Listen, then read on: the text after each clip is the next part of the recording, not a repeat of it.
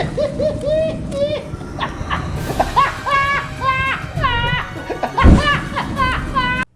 हो अगर आप ऐसे जंगल में पहुंच जाएं जहां सिर्फ अंधेरा हो, जहां पेड़ों के क्षितिज घने और टेढ़े दिखाई देते हों, जहां अगर रोशनी भी पहुंचना चाहे तो अंधेरा उस रोशनी को निगल जाए।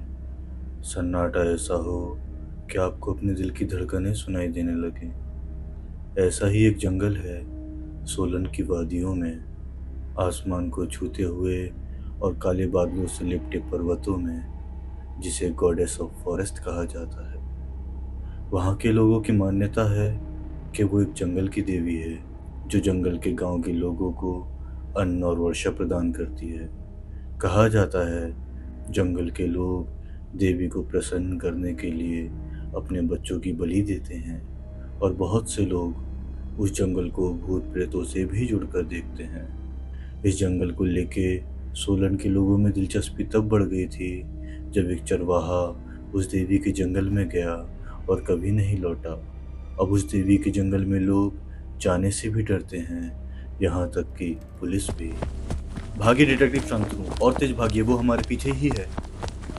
दोनों आनन फानन में भागे जा रहे थे, अपने हाथ में लिए टॉर्च से कभी आगे का रास्ता देखते तो कभी मुड़ मुड़ कर पीछे देखते। डिटेक्टिव वीरेन का एक हाथ खून से लहूलुहान था, बदन पे पहना उनका मेहरून कलर का कोट अब और लाल दिख रहा था। पानी की प्यास से गला सूख चुका था। वीरेन और शांतनु जिस रफ्तार से दौड़ रहे थे मानो उनके पीछे उनकी मौत उनका पीछा कर रही हो। डिटेक्टिव वीरेन जानते थे अगर ऐसे ही वो सीधे रास्ते पे भागते रहेंगे तो वो ज़्यादा देर नहीं भाग पाएंगे। अपने हाथ में लिए टॉर्च लाइट से कभी वो अपने दाएं कभी अपने बाएं देखते कि शायद कोई और रास्ता मिल जाए। डिटेक्टिव वीरेन की आंखें अब धुंधली पड़ने लगी थी कि तभी पीछे से डिटेक्टिव शांतनु की चीखों की आवाज़ सुनाई देने लगती है, मानो डिटेक्टिव शांतनु किसी धारदार हथियार से जोर से मारा गया हो। डिटेक्टिव शांतनु की चीखों को सुन वीरेन की दौड़ने की गति में कुछ पलों का ठहराव तो आया, लेकिन वीरेन जानते थे उनका शांतनु की अभी मदद करना बेवकूफ़ी होगी और वो भागते रहे और मौका पाते ही वो अपनी दाएं तरफ की झाड़ियों में घुस गए। जंगल की ऊंची ऊंची झाड़ियों ने वीरेन को और घाव देना शुरू कर दिया था। कभी खप से उनके गले पे झाड़ियों के तेजदार पत्ते जख्म देते तो कभी हाथों से खून का रिसाव होने लगता। खुद को संभालते हुए वीरेन ने एक बड़े से पथरीले चट्टान से खुद को छुपा लिया और बैठ गए। वीरेन लंबी लंबी सांसें ले रहे थे, मानो उनका दिल बाहर आ जाएगा। गला किसी बंजर रेगिस्तान की तरह सूख चुका था, खून इतना बह चुका था कि अब उनकी आंखें भारी हो चली थी। कुछ ही पलों में वीरेन बैठे बैठे बेहोशी में कहीं गुम हो गए। वहीं दूसरी तरफ पुलिस की एक टीम जंगल में डिटेक्टिव वीरेन को ढूंढने में लगी हुई थी, उसी देवी के जंगल में जहां हाल फिलहाल में 3 में से 2 सरकारी अधिकारी गायब हो गए थे। दिल्ली से आए ये 3 अधिकारी जो FC यानी फॉरेस्ट कमीशन से थे, वे तीनों गॉडेस ऑफ फॉरेस्ट पर अपनी एक रिपोर्ट बनाने आए थे। कार्तिक, फरहान और अंशुल। कार्तिक, यार तेरे कहने पे हम यहाँ आ तो गए हैं, लेकिन कुछ अच्छी फीलिंग्स नहीं आ रही है मुझे। अंशुल कहता है, अबे तुम इतना डरते क्यों हो बे? कार्तिक है ना तुम्हारे आंसू पोंछने के लिए। फरहान कहता है, चुप करो यार तुम दोनों और इधर आओ और इस रोड से उस पहाड़ को देखो। उस पहाड़ को देख के ही लगता है कि कुछ स्ट्रेंज है वहाँ। देखना, हमारी ये रिपोर्ट हमें बहुत फेमस कर देगी। कार्तिक कहता है, कार्तिक अगर वो कहानियाँ सच हुई तो जो वहाँ के गांव वालों के बारे में प्रचलित है कि वे लोग अपने बच्चों की बलि देते हैं इस जंगल की देवी को खुश रखने के लिए, ये सब पहले की लोगों की कहानियाँ और कुछ नहीं। और ऐसा कुछ हुआ भी होगा तो वहाँ कोई नहीं रहता, गांव पूरा खाली है। कार्तिक कहता है, फरहान गाड़ी से कैंपिंग का सामान निकाल ले और टॉर्च लेना मत भूलना। रात होने से पहले हमें वहाँ से निकलना होगा, जंगल में रात में रुकना सेफ नहीं रहेगा। कार्तिक कहता है, लेकिन वो इन बातों में एक बात तो भूल ही गए थे कि वहाँ तो दिन में भी अंधेरा ही होता है। तीनों ने ज़रूरत का सारा सामान रख लिया था और वे अब पहाड़ी पे चढ़ाई कर रहे थे।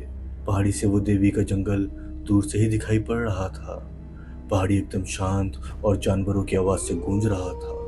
वे तीनों पहाड़ के केंद्र पे पहुंच चुके थे जहां से जंगल शुरू होता है। जंगल के उस बड़े बड़े और घने पेड़ों ने खुद को ऐसे सजाया हुआ था कि मानो वो कोई बड़ी दीवार हो। एक अजीब सा भय महसूस होने लगा था उस दीवार को देख के, और ऐसा व्यतीत होता था कि जैसे वो कोई नर्क का द्वार हो। अब वे तीनों उस दीवार को ऐसे देख रहे थे मानो जैसे वो दीवार उस जंगल की सुरक्षा में खुद खड़ी है। कार्तिक, यार यहाँ से चलते हैं, डर लग रहा है, अंशुल कार्तिक के पास जाते हुए कहता है। डरने की कोई बात नहीं है अंशुल, ये सिर्फ एक जंगल है और फरहान भी तो है, वो कहाँ डर रहा है।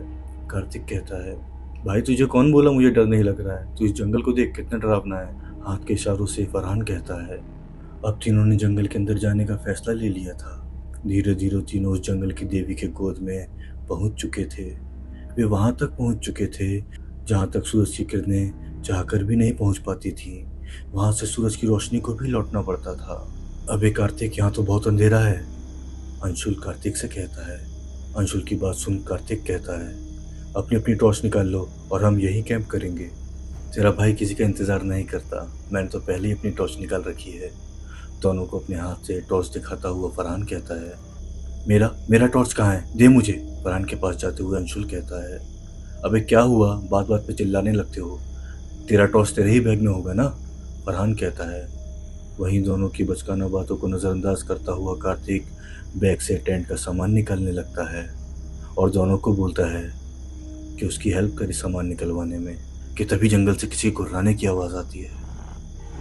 कार्तिक तुरंत अपने हाथों से दोनों को चुप रहने का इशारा करता है और इधर उधर देखने लगता है। तीनों अब एक दूसरे को देखने लगते हैं कि तभी फरहान अपनी उंगलियों से अपने सामने वाली झाड़ियों की तरफ इशारा करता है। तो अंशुल और कार्तिक झाड़ियों की तरफ देखते हैं तो वो देखते हैं कि एक जंगली कुत्ता उन पे गुर्रा रहा होता है। ये तो बस कुत्ता है, कार्तिक धीरे से कहता है। कार्तिक अपने पास पड़े एक पत्थर को उठा उस जंगली कुत्ते को डराने लगता है। कार्तिक धीरे धीरे कुत्ते की तरफ बढ़ता हुआ कुत्ते को भगाने की कोशिश करता है और कुछ देर के प्रयास के बाद कार्तिक उस जंगली कुत्ते को भगा देता है। और कार्तिक वहीं से खड़े खड़े दोनों की तरफ पलटता और कहता है, यार फालतू में तुम दोनों डर रहे हो। कार्तिक अपनी ये बात खत्म भी नहीं कर पाया था कि अचानक से कार्तिक को कोई चीज किसी झाड़ियों में खींच लेती है। ये सब इतना जल्दी होता है कि अंशुल और फरहान समझ ही नहीं पाते कि आखिर ये हुआ क्या। अंशुल और फरहान का जब वास्तविकता से सामना होता है तो दोनों बहुत जोर से चिल्लाते हैं, अंशुल वहां से भाग, वहां से रोशनी आ रही है, फरहान चिल्लाता है। अचानक से आई हुई आंधी की तरह इस आफत ने दोनों के सोचने समझने की क्षमता को कम कर दिया था और दोनों जैसे तैसे भागे जा रहे थे। और फिर वही हुआ जो जंगल अपने पास आए हुए मेहमानों के साथ करती है, दिशाहीन। अब अंशुल और फरहान अपने बाहर जाने के रास्ते से भटक चुके थे। दोनों कहाँ भाग रहे थे, इस आनंद फानंद में उन्हें कोई अंदाजा न था। दोनों अब दिशाहीन हो चुके थे। बदकिस्मती से फरहान उन जंगली झाड़ियों से होता हुआ वहां पहुंच गया जहां कोई रास्ता नहीं जाता। फरहान अब जंगल के गहरे चक्रव्यूह में फंस चुका था। फरहान पूरी तरह से दिशाहीन था। वहीं दूसरी तरफ अंशुल की किस्मत अच्छी थी, वो झाड़ियों के सीने को चीरता हुआ बाहर आ चुका था। अंशुल जब तक पहाड़ी से नीचे नहीं आ गया तब तक वो जोर जोर से मदद की आवाज़ लगाता रहा। यह मंजर देख लोगों ने पुलिस को इत्तला दे दी थी। मौके पे पुलिस भी पहुंच गई थी। अंशुल से पुलिस ने अब अपनी पूछताछ शुरू कर दी थी। पुलिस अब अंशुल के दिए बयान के आधार पे इन्वेस्टिगेशन कर रही थी। ऐसा पहली बार हुआ था कि कोई व्यक्ति उस देवी के जंगल से जिंदा लौटा हो। यह खबर पूरे सोलन में आग की तरह फैल गई थी कि 2 सरकारी अधिकारी जंगल में खो गए हैं। इधर पुलिस अंशुल से पूछताछ करने में व्यस्त थी। अंशुल इतना डरा हुआ था कि वो पूछताछ में बस यही कह रहा था कि वो देवी हमें नहीं छोड़ेगी। अंशुल के बयानों से पुलिस किसी भी क्लू तक नहीं जा पा रही थी और असल बात यह भी थी कि पुलिस भी उस देवी के जंगल में जाना नहीं चाहती थी। ये बात सब जानते थे कि वो कोई आम जंगल नहीं है। सर आदमी बहुत डरा हुआ है, इसे देख के लगता नहीं कि कुछ बता पाएगा, कांस्टेबल कहता है। बलराम पता तो करना होगा, दिल्ली से कॉल पे कॉल आ रहे हैं, आखिर 2 गवर्नमेंट ऑफिसर्स लापता हैं। इंस्पेक्टर अविनाश कहते हैं, साहब जंगल में सर्च टीम भेज दें। डिटेक्टिव वीरेन को संदेशा भिजवाओ, सिर्फ वही आदमी है जो इस जंगल से उन लोगों को वापस ला सकता है, इंस्पेक्टर अविनाश कहते हैं। वहीं दूसरी तरफ डिटेक्टिव वीरेन अपने ऑफिस में पुराने अखबारों को ढूंढने में लगे हुए थे। मैंने जो कल पुरानी फाइलें मंगवाई थी वो सब कहाँ हैं? मना किया है ना तुझे मेरे सामानों को हाथ मत लगाया कर, डिटेक्टिव वीरेन रमेश को झाड़ते हुए कहते हैं। भाई हम आपके सामानों को नहीं छूते, चाय की प्याली रखते हुए रमेश कहता है। और अखबार की रद्दी भैया आपने स्टोर रूम में रखवाई थी, ठीक है वहाँ से लेके आओ, डिटेक्टिव वीरेन कहते हैं। कुछ वक्त बीता ही था कि रमेश पुराने अखबार ले आता है। ये लो भैया सारे पुराने अखबार, टेबल पे रखते हुए रमेश कहता है। डिटेक्टिव वीरेन उन अखबारों को डेट वाइज अरेंज करने लगते हैं और बड़े ध्यान से पढ़ने लगते हैं कि तभी वीरेन के पास रखे टेबल पे फ़ोन की घंटी बजती है। डिटेक्टिव वीरेन, मैं इंस्पेक्टर अविनाश बोल रहा हूँ। जी इंस्पेक्टर, बोलिए, क्या मदद कर सकता हूँ आपकी? जी, आपको न्यूज़ तो मिल ही गई होगी कि देवी के जंगल से 2 लोग लापता हो गए हैं। इसी सिलसिले में आपकी मदद चाहिए थी। ठीक है, मैं कुछ देर में वहाँ पहुँच रहा हूँ, डिटेक्टिव वीरेन कहते हैं। वीरेन कुर्सी पर लटके कोट को पहन ऑफिस से निकल जाते हैं। कुछ ही वक्त में वीरेन उस जगह पे पहुँच जाते हैं जहाँ ये घटना घटी थी। कार से उतरते ही वीरेन देखते हैं कि किसी सालाना मेले की तरह लोगों और पत्रकारों का वहाँ एक बड़ा सा जमावड़ा लगा हुआ था। पुलिस ने घटनास्थल को पीले रिबन से सील कर दिया था और बोर्ड लगा दिया था जिस पर लिखा था प्रवेश निषेध है। वीरेन को देख मीडिया के लोग वीरेन की तरफ भागे चले आते हैं जैसे वीरेन के पास उनके सारे सवालों के जवाब हों। डिटेक्टिव वीरेन, आपके यहाँ होने का क्या मतलब है और आप यहाँ क्यों आए हैं जब यहाँ पुलिस मौजूद है? क्या कोई ऐसी बात है जो पुलिस सोलन के लोगों से छिपा रही है? वीरेन सवालों के तीरों से और पत्रकारों के असीमित सवालों से बचते हुए उस सील हुए पीले रिबन के नीचे से होते हुए सीधा इंस्पेक्टर अविनाश के पास पहुंच जाते हैं। अंशुल, जब तक आप कुछ बताएंगे नहीं तब तक हम उनको कैसे ढूंढ पाएंगे? इंस्पेक्टर अविनाश अंशुल से पूछताछ करते हुए। वो कुछ नहीं बता पाएगा इंस्पेक्टर अविनाश, डिटेक्टिव वीरेन कहते हैं। अंशुल को देख वीरेन समझ चुके थे कि अंशुल गहरे सदमे में है, से बाहर आने में उसे अभी वक्त लगेगा। डिटेक्टिव वीरेन की आवाज़ सुन इंस्पेक्टर अविनाश मुड़ के देखते हैं। आइए आइए डिटेक्टिव वीरेन, आप ही का इंतज़ार हो रहा था। तो क्या पता चला? डिटेक्टिव वीरेन कहते हैं। कुछ खास नहीं, ये तीनों यहाँ देवी के जंगल पे किसी तरह की रिपोर्ट बनाने आए थे। फिर ये कल 11 बजे के आसपास उस जंगल में गए। फिर तकरीबन 4 बजे के आसपास ये सब हुआ और ये पूछताछ में बस इतना ही कह रहा है कि वो हमें नहीं छोड़ेगी। इंस्पेक्टर अविनाश की सारी बातों को सुन वीरेन वहाँ से होते हुए सड़क किनारे जा खड़े हो जाते हैं और उसी पहाड़ी को बड़े ध्यान से देखने लगते हैं जिस पहाड़ी पे उस जंगल की देवी का गांव था। कुछ ही देर बाद इंस्पेक्टर अविनाश भी वहाँ आ जाते हैं। क्या देख रहे हैं डिटेक्टिव? इंस्पेक्टर अविनाश कहते हैं। कुछ देर की खामोशी के बाद डिटेक्टिव बोलते हैं, इंस्पेक्टर, क्या आपको इस पहाड़ी का इतिहास मालूम है? जी नहीं, क्या है इस पहाड़ी का इतिहास? अविनाश कहते हैं। कभी इस पहाड़ी में गांव हुआ करता था, देवी गांव। हाँ, ये तो मालूम है, इंस्पेक्टर अविनाश कहते हैं। क्या ये मालूम है कि लोग अब वहाँ क्यों नहीं रहते? हाँ, गांव में लोगों की हत्या होने लगी थी तो गांव के लोग वहाँ से पलायन कर कहीं और चले गए, इंस्पेक्टर अविनाश कहते हैं। हत्याओं की वजह क्या थी मालूम है? डिटेक्टिव वीरेन कहते हैं। वजह तो शायद यही थी कि जंगल की देवी उनसे नाराज थी क्योंकि कुछ लोगों ने देवी को बलि देना बंद कर दिया था तो देवी ने लोगों को मारना शुरू कर दिया और गांव के लोगों को अन्न और वर्षा की प्राप्ति भी नहीं हो रही थी तो सभी लोग वहां से पलायन कर गए। हाँ, कहानी यही है और इस कहानी को तकरीबन 7 साल हो चुके हैं और इन 7 सालों में ये पहले लोग हैं जो वहां गए। लगता है इतने सालों बाद समय का पहिया फिर से घूमने लगा है, डिटेक्टिव वीरेन कहते हैं। उस भयानक से दिखने वाले जंगल की गोद में जाने के लिए वीरेन अब खुद को तैयार कर रहे थे। उधर पुलिस की टीम अपने साजो सामान को समेटने में लगी हुई थी। डिटेक्टिव, हम सर्च टीम के साथ जंगल में जा रहे हैं, क्या आप भी आ रहे हैं? इंस्पेक्टर अविनाश कहते हैं। जी हाँ, मैं भी आ रहा हूँ, डिटेक्टिव वीरेन कहते हैं। 5 लोगों की टीम अब उसी जंगल की तरफ बढ़ने लगी जहाँ पिछले 7 सालों में कभी कोई नहीं गया। सर्च टीम का हर सदस्य ये बात जानता था कि वो कोई आम जंगल नहीं है। डिटेक्टिव अपने साथ आए हुए ऑफिसर्स के चेहरे के भाव को देख ये अंदाज़ा लगा चुके थे कि वो सब अंदर से कितने डरे हुए हैं। कुछ देर की चढ़ाई के बाद अब वो वहाँ पहुँच चुके थे जहाँ से इस कहानी की शुरुआत हुई थी। उस देवी के जंगल के द्वार पे वहाँ पहुँच सब उस दीवार को वैसे ही देख रहे थे और वही भय महसूस कर रहे थे जो भय महसूस उन अफसरों ने किया था। डिटेक्टिव, लोग सही कहते हैं इस जंगल के बारे में, देखिए कैसा घना और डरावना है, इंस्पेक्टर अविनाश कहते हैं। जी नहीं, ये सिर्फ एक जंगल है और हर जंगल ऐसा ही दिखाई देता है। क्या आप भी मानते हैं जो कहानियों में है? डिटेक्टिव वीरेन कहते हैं। मान्यता है तो यही कहती है डिटेक्टिव, इंस्पेक्टर अविनाश कहते हैं। चलिए, आज इस मान्यता से पर्दा उठ जाएगा, डिटेक्टिव वीरेन कहते हैं। सर्च टीम अपने साथ में लाए हुए सामान को निकाल अंदर जाने की तैयारी में जुट जाती है और इंस्पेक्टर अविनाश उनको इंस्ट्रक्शन दे रहे होते हैं। वहीं वीरेन अपने पॉकेट में हाथ डाल अपनी सिगार निकाल उसे सुलगाने लगते हैं और कहते हैं, इंस्पेक्टर, यहाँ से वो गांव जहाँ कभी लोग रहते थे वो कितनी दूरी पे है? ये सुना अविनाश वीरेन की तरफ मुड़ते हैं और कहते हैं, यही होगा कुछ 1-2 किलोमीटर। लेकिन आप इस गांव के बारे में क्यों पूछ रहे हैं? हमें तो यहीं आसपास में ढूंढना है। अविनाश, उस गांव तक बिना पहुंचे हम उन अफसरों तक नहीं पहुंच सकते। लेकिन वो गांव तो जंगल के आखिरी में है और वहां जाना सुरक्षित नहीं होगा। और इन 7 सालों में वहां कोई नहीं गया। और हमें तो ये भी नहीं मालूम कि वहां किस तरह के जानवर हैं। और वैसे भी हमें जंगल के ज्यादा अंदर न जाने के आदेश है। डिटेक्टिव वीरेन ये बात सुन कुछ देर अपनी गर्दन उठाए सिगार सुलगाते हुए बोलते हैं, तो ठीक है, चलिए चलते हैं। वे पांचों अपने हाथ में लिए टॉर्च की मदद से आगे बढ़ते जा रहे थे। बढ़ते बढ़ते वो वहां पहुंच गए जहां उन तीनों अफसरों ने कभी कैंप डाला था। ये देखिए डिटेक्टिव वीरेन, उनका सामान, अविनाश कहते हैं। ये सुन डिटेक्टिव अपने हाथों में लगे सिगार को फेंक उसे पैरों से बुझाते हुए कहते हैं, हाँ जरा देखिए क्या है उसमें। ज़्यादा कुछ नहीं है, बस कैंपिंग का सामान है और पानी की बोतल, और खाने का कुछ सामान नहीं है। लगता है वो तीनों यहाँ ज़्यादा देर रुकने के इरादे से नहीं आए थे।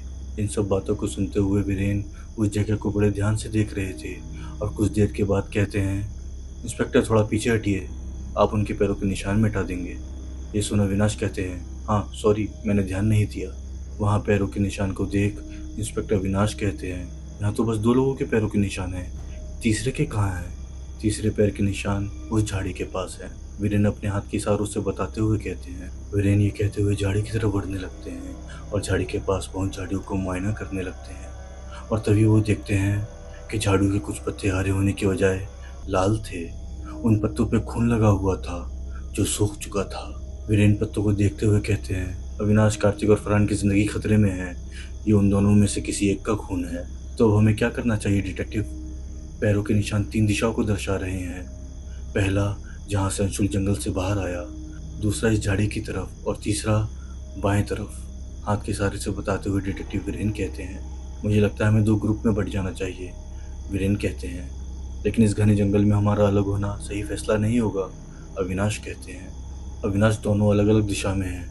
वीरेन की ये बात सुन इंस्पेक्टर अविनाश कुछ देर के लिए खामोश हो गए। वहीं वीरेन इंस्पेक्टर अविनाश को देख उनके जवाब का इंतजार कर रहे थे। कुछ सोचने के बाद इंस्पेक्टर अविनाश बोले, ठीक है, हम 3 और 2 के ग्रुप में जाएंगे।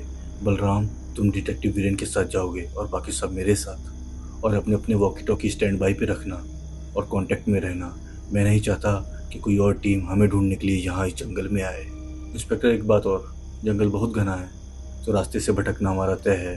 तो हमें रास्ते में हर 100 मीटर पे कोई निशान या पहचान लगानी होगी ताकि हम उसके सहारे वापस लौट सकें। अब वे लोग 2 रास्तों पे चल पड़े थे। डिटेक्टिव वीरेन उस खून से सने झाड़ियों के रास्ते पे निकले और इंस्पेक्टर अविनाश बाएं रास्ते पे। उस घने जंगल को समझना आसान नहीं था और न उस जंगल के भेद को। वीरेन और बलराम उन झाड़ियों को चीर अपना रास्ता बनाते और हर 100 मीटर पे किसी पेड़ पे जाने के रास्ते का निशान गुद देते और समय समय पे आपस में एक दूसरे की पोजीशन पता करते रहते। वहीं दूसरी तरफ अविनाश अपने साथियों के साथ जंगल को भेद आगे बढ़ रहे थे। डिटेक्टिव, क्या हम सही जा रहे हैं? कांस्टेबल बलराम पूछता है। हाँ बलराम, ये बॉडी घसीटने के निशान हमें सही ले जा रहे हैं। जहाँ हमें उनमें से एक ऑफिसर ज़रूर मिलेगा। बस जो चीज़ इसे घसीटे ले जा रही है उसका कोई निशान नहीं है। हाँ डिटेक्टिव, बात तो आप सही कह रहे हैं, लेकिन ऐसे कैसे हो सकता है? बलराम कहता है। बलराम, ऐसा इसलिए, उसने बॉडी को सर के पास कंधों से पकड़ा हुआ होगा और बॉडी की वजह से उसके पैरों के निशान मिटते चले गए, इसलिए किसी दूसरे के पैरों के निशान नहीं है। डिटेक्टिव वीरेन कहते हैं। बलराम, एक बार इंस्पेक्टर अविनाश का स्टेटस चेक करो। वॉकी टॉकी से पूछो क्या प्रोग्रेस है। बलराम वॉकी टॉकी से इंस्पेक्टर अविनाश के स्टेटस का पता लगाता है, लेकिन सिग्नल ना होने की वजह से उनसे कांटेक्ट नहीं हो पा रहा होता। डिटेक्टिव वीरेन, लगता है सिग्नल वीक है, कनेक्ट नहीं हो रहा है, थोड़ा रेंज एरिया से ट्राई करता हूँ। बलराम कहता है, ठीक है, ज़्यादा दूर मत जाना। डिटेक्टिव वीरेन कहते हैं। हेलो हेलो करता हुआ बलराम सिग्नल रेंज एरिया तलाशने लगता है और वीरेन वहीं खड़े अपनी सिगार जलाने लगते हैं। और कुछ देर के बाद वीरेन के कानों में हेलो की आवाज़ आना बंद हो जाती है। वीरेन अपनी सिगार को पैरों से बुझा वहाँ देखते हैं जहाँ बलराम सिग्नल की तलाश में गया था। अब वीरेन अपनी जगह पे खड़े खड़े बलराम को आवाज़ देते हैं, बलराम सब ठीक है ना? इस सवाल का कोई उत्तर ना मिलने पे वीरेन उसकी दिशा में बढ़ते हैं जहाँ बलराम गया था। वीरेन धीरे से बोलते हुए आगे बढ़ते हुए कहते हैं, बलराम कहाँ हो? कुछ बोल क्यों नहीं रहे हो? ये बोलते हुए वीरेन अपने कदमों को बढ़ाते हुए उस दिशा में बढ़े जा रहे थे जिस दिशा में बलराम सिग्नल की तलाश में गया था। आहिस्ता आहिस्ता कदमों के साथ वीरेन वहाँ पहुँच जाते हैं जहाँ बलराम गया था। तो डिटेक्टिव वीरेन की नज़र ज़मीन पर पड़े एक कटे हाथ पे जाती है। ये देख डिटेक्टिव वीरेन का दिल ज़ोर से धड़क उठता है। ज़मीन पे पड़ा वो हाथ बलराम का था। ये देख डिटेक्टिव वीरेन अपने गन को निकाल अपने चारों तरफ देखने लगते हैं, लेकिन वहाँ कोई नहीं था। लेकिन किसी के होने का एहसास डिटेक्टिव वीरेन महसूस कर सकते थे कि अचानक से शुरू होती हुई तेज बारिश में डिटेक्टिव वीरेन को कुछ अब दिखाई नहीं दे रहा था और अब वीरेन को अपनी जान का डर महसूस होने लगा था। जमीन पर बड़े बलराम के कटे हाथ को देख डिटेक्टिव वीरेन उसके पास जाने की हिम्मत नहीं जुटा पा रहे थे और हिम्मत ना जुटाने के कारण डिटेक्टिव वीरेन वहाँ से अपने आगे का सफ़र जारी रखते हैं। उस मिटाली मिट्टी में होते हुए आगे बढ़ते डिटेक्टिव वीरेन कहाँ जा रहे थे उन्हें कुछ नहीं पता था। बारिश से खुद को बचाते हुए डिटेक्टिव वीरेन एक बड़े से पेड़ के नीचे बैठ जाते हैं और अभी अभी जो कुछ हुआ वो सब बड़ी गहराई से सोचने लगते हैं कि तभी उन्हें वॉकी टॉकी का साउंड आने लगता है और उसमें से आवाज़ आ रही थी, बलराम कमिंग, बलराम कमिंग। ये आवाज़ सुन डिटेक्टिव वीरेन उस जंगल के चारों तरफ देखने लगते हैं। उस तेज बारिश में आवाज़ कहाँ से आ रही थी? डिटेक्टिव वीरेन आवाज़ की दिशा पता करने की कोशिश करने लगते हैं। दिशा का पता लगते ही डिटेक्टिव वीरेन अपनी गर्दन ऊपर उठाते हैं तो वो क्या देखते हैं कि वो जिस पेड़ के नीचे खड़े थे वो एक ऐसा पेड़ था जो शायद किसी ने ना देखा हो। आसमान को छूता हुआ वो पेड़ जिसकी शाखाएं वहां तक फैली हुई थी जहां तक डिटेक्टिव वीरेन अपनी नज़र ले जा सकते थे। बारिश में भीगा वो पेड़ किसी विशाल पर्वत की तरह नजर आ रहा था और उसी पेड़ पे कांस्टेबल बलराम की लाश टंगी हुई थी। डिटेक्टिव वीरेन ने देखा कि लाश का एक हाथ और गर्दन धड़ से जुदा था और बलराम की छाती पे लगी वॉकी टॉकी लगातार ग्रीन लाइट की रोशनी दे रही थी। ये मंजर देख डिटेक्टिव वीरेन इतना घबरा चुके थे कि वो समझ नहीं पा रहे थे कि वो क्या करें कि तभी उनकी नज़र पेड़ के बगल में बने एक बोर्ड पे जाती है जो शायद लकड़ी का बना हुआ था, जिस पे लिखा था जंगल की देवी। ये बोर्ड देख डिटेक्टिव वीरेन को समझ आ चुका था कि ये वही पेड़ है जिसकी पूजा गांव के लोग करते हैं। डिटेक्टिव वीरेन घबराहट में वहाँ से अपने कदमों को तेज करते हुए वहाँ से चले जाते हैं। वहीं दूसरी तरफ इंस्पेक्टर अविनाश अपने साथियों के साथ आगे बढ़े जा रहे थे कि एकदम से इंस्पेक्टर अविनाश कहते हैं, हवलदार ज़रा कांस्टेबल बलराम से उनकी पोजीशन पता करो। इंस्पेक्टर अविनाश की बात सुन हवलदार तुरंत वॉकी टॉकी पे कांस्टेबल बलराम से कांटेक्ट करने लगता है, लेकिन कुछ कोशिशों के बाद जब कांटेक्ट नहीं कर पाता तो हवलदार इंस्पेक्टर अविनाश से कहता है, साहब कोई जवाब नहीं दे रहा है। हवलदार की बात सुन इंस्पेक्टर अविनाश चिंतित मन से हाँ में सर हिला देते हैं और कहते हैं, हो सकता है बारिश की वजह से सिग्नल नहीं आ रहा होगा उनका। ये बोलते हुए इंस्पेक्टर अविनाश आगे बढ़ने लगते हैं। जंगल का अंधेरा और जंगली कुत्ते की गूंजती हुई आवाज़ उस जंगल को और भयावह बना रही थी। जंगल में लगातार चलते अविनाश और उनकी टीम को एक छोटी सी झोपड़ी दिखाई पड़ती है। झोपड़ी देख इंस्पेक्टर अविनाश अपने हाथों से रुकने का इशारा करते हैं और कहते हैं, तुम सब मेरे पीछे ही रहना और कोई भी खतरा महसूस हो तो गोली चलाने से पीछे नहीं हटना। ये कहते हुए इंस्पेक्टर अविनाश और उनकी टीम झोपड़ी के पास पहुंच सब अपनी अपनी गन लोड करने लगते हैं और हल्के हल्के कदमों के साथ उस झोपड़ी की तरफ जाने लगते हैं। झोपड़ी के अंदर पहुंच अविनाश देखते हैं कि एक बूढ़ा आदमी ज़मीन पर लेटा हुआ था। किसी तरह की चादर ओढ़े वो आदमी इंस्पेक्टर अविनाश के कदमों की आहट सुन उठ जाता है। चेहरे पे अजीब सा भाव लिए वो आदमी अब इंस्पेक्टर अविनाश को देखने लगता है कि तभी इंस्पेक्टर अविनाश कहते हैं, कौन हो तुम? अविनाश की बात सुन वो आदमी कहता है, साहब ये सवाल शायद मुझे आपसे करना चाहिए। उस आदमी की बात सुन अविनाश कहते हैं, हम दो लड़कों को ढूंढ रहे हैं, क्या तुमने कोई लड़के देखे यहाँ कहीं? नहीं साहब, मैंने कोई नहीं देखा। और एक बात बताओ, तुम इस जंगल में अकेले रहते हो यहाँ? अविनाश कहते हैं, जी साहब, थोड़ी थोड़ी दूरी पे यहाँ मेरे ही तरह काफ़ी लोग रहते हैं। आदमी कहता है। आदमी की बात सुन इंस्पेक्टर अविनाश कहते हैं, अच्छा तो ये बताओ देवी का गांव यहाँ से कितनी दूर है? साहब यहाँ से गांव शुरू हो गया है, लेकिन मैं आपसे एक बात कहूँ? हाँ कहो, अविनाश कहते हैं। साहब आप गांव के अंदर मत जाओ, ये गांव के बाहर के लोगों के लिए सुरक्षित नहीं है। आदमी की बात सुन अविनाश कहते हैं, क्यों, तुम ऐसा क्यों कह रहे हो? सर गाँव में एक खूनी आत्मा है, क्या बकवास कर रहे हो? अविनाश कहते हैं। इंस्पेक्टर अविनाश का भी बस इतना कहना हुआ ही था कि इंस्पेक्टर अविनाश को झोपड़ी के पास किसी के होने का एहसास होता है कि तुरंत अविनाश अपनी गन को उठा दरवाजे की तरफ तान देते हैं तो वो क्या देखते हैं कि डिटेक्टिव वीरेन खून से लथपथ दरवाजे पे खड़े थे। ये देख इंस्पेक्टर अविनाश डिटेक्टिव वीरेन के पास जा उन्हें संभालते हुए कहते हैं, वीरेन क्या हुआ आपको? आपकी ये हालत कैसे हुई? ये बोलते हुए अविनाश डिटेक्टिव वीरेन को ज़मीन पर बैठा देते हैं कि तभी वीरेन कहते हैं, हमें यहाँ से निकलना होगा। इस जंगल में एक आत्मा है जो बाहर से आए हुए लोगों को मार रही है। ये बात सुन अविनाश कहते हैं, वीरेन आप ये क्या बात कर रहे हैं? इंस्पेक्टर अविनाश की बात सुन डिटेक्टिव वीरेन कहते हैं, मैंने उसे अपनी आंखों से देखा है। भयानक चेहरा और बदन पे जली हुई साड़ी पहने वो आत्मा मेरे और डिटेक्टिव शांतनु का पीछा कर रही थी। कौन डिटेक्टिव शांतनु? इंस्पेक्टर अविनाश कहते हैं, कुछ ही देर पहले डिटेक्टिव वीरेन बलराम की उस पेड़ पर लटकी लाश को छोड़ उस देवी के पेड़ के पास से भाग जाते हैं और भागते भागते वो जंगल के सीने को पार कर गांव में पहुंच जाते हैं। उस गांव में जहां कोई नहीं रहता था। गांव में पहुंचते डिटेक्टिव वीरेन की नज़र उस गांव पे पड़ती है तो वो क्या देखते हैं कि मिटेली सड़क के दोनों तरफ मिट्टी के बने बहुत सारे घर थे जो एकदम वीरान पड़े हुए थे। वो टूटे हुए घर किसी वीरान खंडर जैसे दिखाई पड़ रहे थे। बिजली की कड़कड़ाहट और तेज बारिश से वो गांव बहुत ही भयावह दिख रहा था। लेकिन अब डिटेक्टिव वीरेन को ये भी लगने लगा था कि शायद वो अब कार्तिक या फरहान से अब ज़्यादा दूर नहीं है। इसी सोच के साथ डिटेक्टिव वीरेन उस गांव में आगे बढ़ने लगते हैं।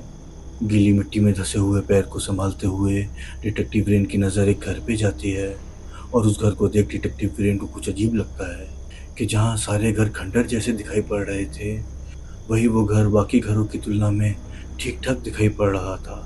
और उस दृश्य को देख डिटेक्टिव वीरेन उस घर की तरफ बढ़ने लगते हैं और अपनी बंदूक को निकाल उस घर में चले जाते हैं। घर में जाते वो क्या पाते हैं कि एक आदमी ज़मीन पे बैठा लंबे बाल लिए और शहरी कपड़ा पहने लगातार बस नीचे ज़मीन को देखे जा रहा था। उस आदमी को इस हाल में देख डिटेक्टिव वीरेन अपनी गन नीचे करते हुए कहते हैं, कौन हो तुम? डिटेक्टिव वीरेन की बात सुन वो आदमी बिना कुछ बोले बस लगातार ज़मीन को देखे जा रहा था कि तभी वो एकदम हल्की सी आवाज़ में कहता है, चले जाओ वरना वो तुम्हें भी मार डालेगी। उस आदमी की बात सुन डिटेक्टिव वीरेन उसकी तरफ बढ़ते हुए कहते हैं, कौन मार डालेगी? डिटेक्टिव वीरेन की बातों को अनसुना कर वो आदमी एकदम से कहता है, तुम जिसके लिए यहाँ आए हो वो इस घर के पीछे है।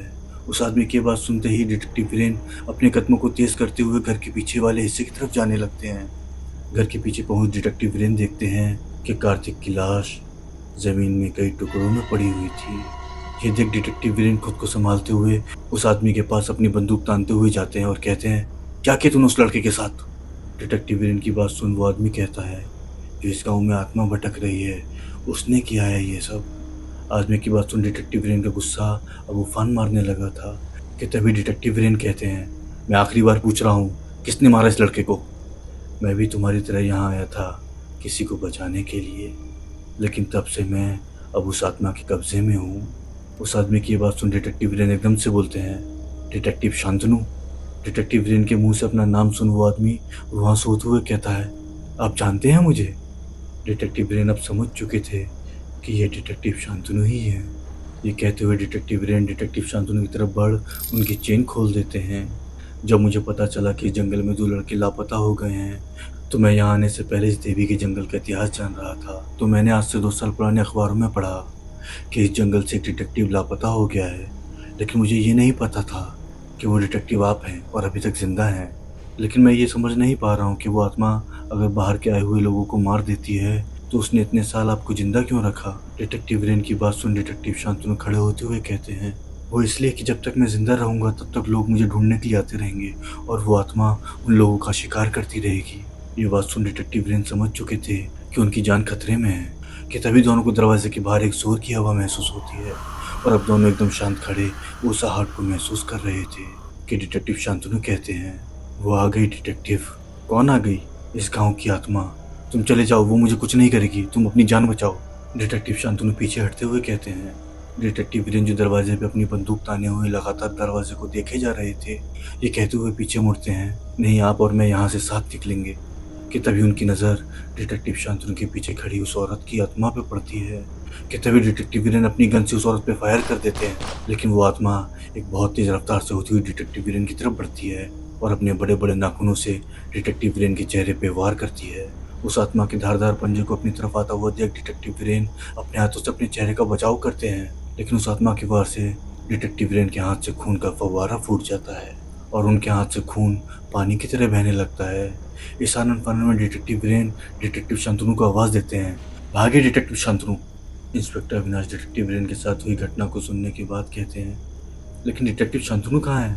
इंस्पेक्टर अविनाश की बात सुन डिटेक्टिव वीरेन एक दबी हुई आवाज़ में कहते हैं, जब हम जंगल में भाग रहे थे तो मैंने डिटेक्टिव शांतनु की चीखों की आवाज़ें सुनी थी। शायद उस आत्मा ने उन्हें मार दिया। ये कहानी सुन वहाँ मौजूद हर शख्स के चेहरे पे डर का भाव प्रतीत हो रहा था, लेकिन बस एक इंसान को छोड़ के। वो आदमी जो झोपड़ी में रह रहा था। वहाँ लोगों को डरा हुआ देख वो आदमी कहता है, आप लोग यहाँ आ तो गए हैं, लेकिन यहाँ से जिंदा नहीं जा पाएंगे। आदमी की यह बात सुन वहाँ मौजूद हर शख्स उस आदमी को चुपचाप देखने लगता है कि तभी डिटेक्टिव वीरेन उस आदमी की तरफ बढ़ते हुए कहते हैं, तुम तो यहीं के हो ना, तो तुम ये भी जानते होगे कि वो कौन है और वो लोगों को आखिर मार क्यों रही है। डिटेक्टिव वीरेन की बात सुन आदमी अपनी जगह पे खड़ा होता हुआ कहता है, कुछ साल पहले की बात है। ये गांव किसी भी आम गांव की तरह था। यहाँ के लोग बहुत खुश थे और अपना जीवन बड़ी खुशमिजाजी से जी रहे थे। और वक्त बीतता चला गया कि समय के साथ गांव की देवी, जिसकी पूजा इस गांव के लोग करते थे, उस देवी की कृपा इस गांव के लोगों पे धीरे धीरे कम हो गई थी। गांव की ज़मीनें बंजर होने लगी और वर्षा होना भी बंद हो गई। इसी सोच फिक्र में पड़े गांव वालों ने फैसला लिया कि जंगल की देवी को खुश करने के लिए हर महीने की पहली तारीख को हर घर अपने परिवार के एक बच्चे की बलि देगा। तभी से ये प्रथा की शुरुआत हुई और बच्चों की बलि दी जाने के बाद जंगल की देवी ने गांव के लोगों पे अपनी कृपा फिर से कर दी थी। बंजर खेत फिर से उपजाऊ हो चले थे और वर्षा भी खूब होने लगी थी और लोगों ने अपने बच्चों की बलि देना जारी रखा। और कुछ दिनों के बाद उस आत्मा के बच्चे की बारी थी बलि देने की। लेकिन एक सच्ची माँ अपने बच्चे की बलि कैसे दे सकती थी? और वो औरत जिसका नाम कामिनी था, वो पूरे गांव से लड़ गई कि वो अपने बच्चे की बलि नहीं देगी। और जब गांव वालों के लाख समझाने के बाद भी कामिनी नहीं मानी, तो सब गांव वालों ने मिलके कामिनी और उसके बच्चों को जंगल की देवी के पेड़ के पास ले जाके दोनों माँ बेटे की गर्दन कुल्हाड़ी से काट दी और माँ बेटे के रक्त को जंगल की देवी के पेड़ की जड़ों में अर्पित कर दिया और उनकी लाशों को वहीं छोड़ दिया। एक खामोशी के साथ इस कहानी को सुनते सभी लोग कहीं गुम हो चुके थे कि तभी डिटेक्टिव वीरेन कहते हैं, उसके बाद गांव वालों के साथ क्या हुआ? होना क्या था? कामिनी की आत्मा एक बार फिर लौट आई थी अपने बच्चों का बदला लेने के लिए। और अब गांव में एकाएक तरीके से गांव के लोगों की मौत होने लगी। लगातार मौतों को देख यहाँ के बच्चे कुछ लोग यहाँ से पलायन कर शहर जाके बस गए। तब से कामिनी की आत्मा इस गांव में अपने बच्चे का बदला लेने के लिए भटक रही है। इस आत्मा से बचने का कोई तो तरीका होगा, इंस्पेक्टर अविनाश कहते हैं। शास्त्रों के हिसाब से किसी भी भटकती आत्मा को मोक्ष दिलाने के लिए उसके शरीर को अग्निदाह देना होता है, डिटेक्टिव वीरेन कहते हैं। अपनी ये बात पूरी करने के बाद डिटेक्टिव वीरेन उस आदमी से कहते हैं, और आपको इतना कुछ कैसे मालूम? डिटेक्टिव वीरेन की बात सुन वो आदमी जो अभी उदास था अचानक से हंसने लगता है और कहता है, वो बच्चा मेरा बेटा था और कामिनी मेरी पत्नी। उस आदमी की बात सुनते ही वहाँ खड़े हर व्यक्ति को एहसास हो चला था कि वो आत्मा यहीं कहीं है। कि तभी डिटेक्टिव वीरेन कहते हैं, अविनाश हमें कामिनी के शरीर को अग्निदाह देना होगा और मैं जानता हूँ कि वो जंगल की देवी का पेड़ कहाँ है। चलिए, हमारे पास वक्त नहीं है। ये कहते हुए वो तीनों लोग डिटेक्टिव वीरेन के पीछे पीछे भागने लगते हैं कि तभी फिर से एक डरावनी सी हवा चलती है। उस हवा को महसूस करते हुए वो चारों भागे जा रहे थे कि तभी पीछे से उनके पुलिस वालों की चीखों की आवाज़ें आने लगती हैं, मानो अब उस आत्मा ने अपना प्रतिशोध लेना शुरू कर दिया था। वीरेन और इंस्पेक्टर अविनाश बिना पीछे मुड़े उस भयानक जंगल में भागे जा रहे थे। वो जान चुके थे जो पीछे पुलिस वालों की आवाज़ आ रही थी अब उनमें से कोई नहीं बचा होगा, इसलिए तो दोनों बिना पीछे मुड़े भागे जा रहे थे। और भागते हुए अब दोनों उस जंगल की देवी के उस विशाल पेड़ के पास पहुंच जाते हैं। डिटेक्टिव वीरेन, अब क्या करना है? कामिनी का शरीर किधर है? ये तो हमें पता ही नहीं है। अविनाश की बात सुन डिटेक्टिव वीरेन कहते हैं, उस आदमी ने कहा था गांव वालों ने बॉडी को पेड़ की जड़ों के पास छोड़ दिया था। ठीक से देखो, बॉडी यहीं कहीं होगी। कामिनी की बॉडी ढूंढते हुए दोनों हर तरफ देखे जा रहे थे कि तभी उनकी नज़र कामिनी के शरीर पर पड़ती है जो हड्डियों का ढांचा बन चुकी थी। ये देख डिटेक्टिव वीरेन अपनी जेब से लाइटर निकालते हैं और अपना मेहरून लॉन्ग कोट उतार उसमें आग लगाने लगते हैं कि वो देखते हैं कि कामिनी की आत्मा इंस्पेक्टर अविनाश के पीछे खड़ी थी। इससे पहले डिटेक्टिव वीरेन अविनाश को कुछ बोल पाते, इतनी देर में वो आत्मा इंस्पेक्टर अविनाश की गर्दन पकड़ उसे अपने हाथों से मरोड़ देती है। ये मंजर देख डिटेक्टिव वीरेन अभी कमज़ोर नहीं पड़ सकते थे और मौका पाते ही कोट में आग लगा उसे कामिनी की अस्थियों पे फेंक देते हैं। और वो वहीं खड़ी खड़ी चिल्लाती हुई आग की लपटों में जलने लगती है और डिटेक्टिव वीरेन को देख मुस्कुराते हुए गायब हो जाती है। डिटेक्टिव वीरेन कामिनी की उस मुस्कुराहट को देख ये समझ चुके थे कि कामिनी भी इस संसार से अब मोक्ष पाना चाहती थी। इतने बड़े हादसे के बाद डिटेक्टिव वीरेन इकलौते इंसान थे जो जिंदा लौट रहे थे। पेड़ों पे लगे हुए निशान को पहचान वो घर की तरफ वापस जा रहे थे और ये सोचे जा रहे थे कि कामिनी की आत्मा ने फरहान को भी मार दिया होगा।